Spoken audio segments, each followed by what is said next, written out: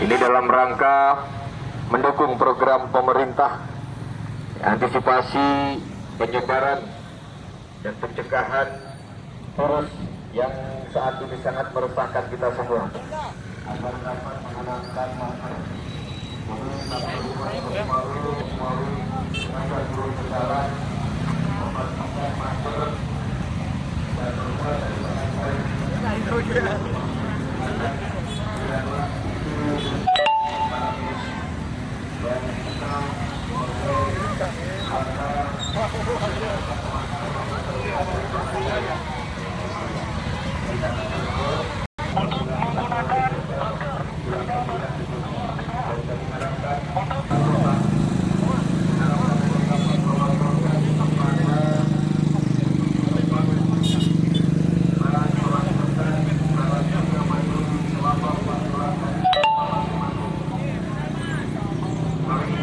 terlihat Bapak Kapolres beserta Ibu Ketua Bayangkari dalam rangka pemberian gratis yaitu masker kepada masyarakat Kota Lok Sumawe. Ini salah satu kepedulian dari para Pak Kapolres dan Ibu Kapolres Kota Lok Sumawe memberikan kepada masyarakat tentunya kita lihat.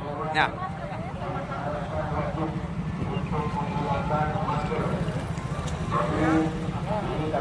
Ya. Ya. Inilah salah satu kepedulian Ibu Kapolres kepada masyarakat, terlihat dan langsung dipasangkan kepada masyarakat.